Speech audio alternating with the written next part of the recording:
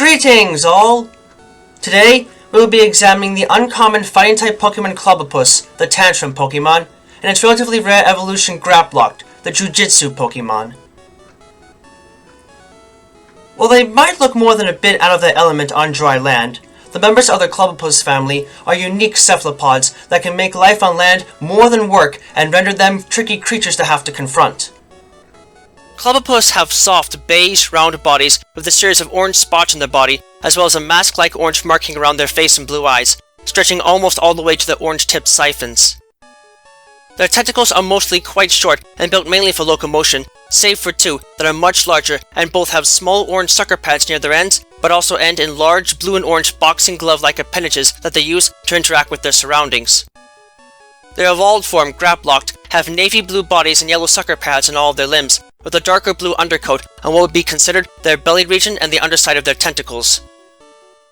They retain a face marking and siphons and blue eyes, but their bodies now naturally twist so their appendages form a stable walking base with three of their tentacles, a fourth wrapped around them like a corset, to maintain a platform-like shape, while the other four are used to grab and attack others.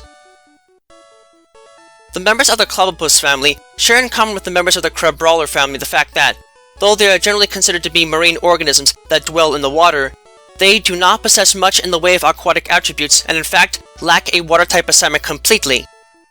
Instead, these creatures are pure fighting-type Pokemon and can use their bodies for physical attacks rather than using any special attacks in any significant fashion. While they do need to return to the water every now and then to rehydrate their bodies, these cephalopods possess a thick, durable outer skin that does not dry out very easily, and thus can help them to retain water and survive on land for extended periods of time. Moreover, because of the way their bodies are designed, they can use their limbs for locomotion, but still keep some of them out to attack with directly, and they tend to specialize in moves that either involve boxing or twisting their opponent into an indefensible state, pinning them and giving them a vicious beating courtesy of their muscle-packed limbs. Despite being soft-bodied, these creatures are able to easily smash stones at a young age, and can make good use of this to plow through enemy defenses with great efficiency as well, making them quite useful as physical brawlers.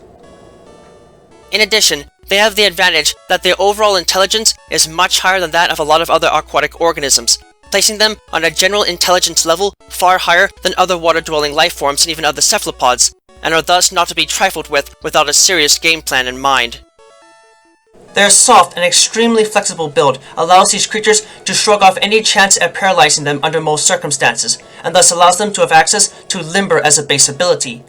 While those that are more gifted fighting technicians can use their forms to make the most of weaker attacks they might have access to, further allowing them to have access to Technician as a hidden ability. In looking at their stats, while Grapploct definitely have some notable strength to them and have thicker skin than most would expect, having an above-average base defense stat for a fully evolved fighting-type Pokemon, their overall power is a bit lacking in every other department, and they fail to be seen as a serious offensive force worth being concerned about. Even so, they don't need pure power to be a serious opponent to face, and can more than be made into effective combatants through the unique mix of attacks and techniques they have at their disposal. Since their bodies are still somewhat soft and vulnerable, Clobbopus usually only ever come onto land for long periods of time to hunt for food. While they can use attacks like Bind to strangle their prey into submission, they tend to prefer to attack with the two swollen tentacles on their front that they use like boxing gloves to punch and smash things they want to eat.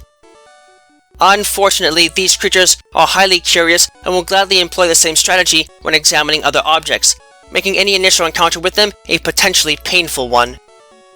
Despite the muscle tissue crammed into their forms, the tentacles of these creatures have fairly weak connective tissue, so it is easy to tear them off.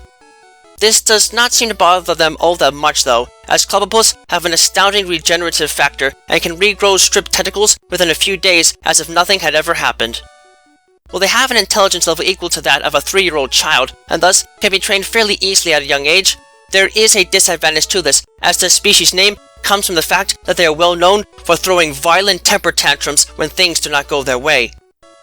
This can make them a bit of a pain to deal with at a young age, but it is ultimately something that could be mitigated when they grow old enough to stop being whiny and stand up and literally learn to taunt others instead of getting upset at them.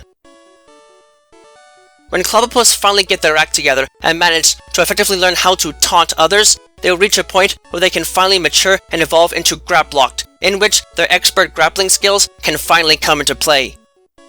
For one thing, evolution allowed these creatures to gain access to the rare Octozuka attack as well as the topsy-turvy technique late in life, but it more importantly allows them to learn a signature technique that makes the most of their unique body plan. While these creatures can use their tentacles like a normal octopus when they are in the water, when they feel like looking for a challenging opponent on dry land, they actively twist their tentacles around themselves in order to form a stable platform that allows them to move, albeit slowly, on land like they were walking upright as a human. Their capacity to twist and hold their limbs in place in this fashion allows them to use their forms to effectively tie up others and use powerful grappling techniques to hold them and twist their opponents into uncomfortable positions that can cause a great deal of pain and distress. This serves as the backbone for the signature Octolock technique, which not only traps opponents in place, but, because it involves twisting them into highly uncomfortable positions, has the effect of lowering both of the target's defensive stats every single combat turn, leaving them open to attack from the other powerful fighting type moves at the disposal of Grapploct. While Grapploct will return to the ocean once they have defeated a suitable challenger, it is not uncommon to see these creatures staying on land for extended periods of time, even if their almost purely muscular bodies can make short work of most opponents, so they can be a hazard to encounter both on land and in the water, and as a whole, fairly powerful cephalopods worth looking out for. Adorable to observe at a young age, but not quite safe to be around. The members of the Clobbopus family are unique creatures that can definitely take others down for the 3 count if given the opportunity. What they lack in pure offensive might, they more than make up for with technique and can make even the strongest of fighters cry out in mercy once they get their tentacles wrapped securely around them. Just do yourself a favor and try not to go toe-to-tentacle with them in a grappling contest. Even if you think you're an experienced grappler, it is likely that any skill you might have will pale in comparison to the pretzels these creatures can twist you into before pummeling you into submission.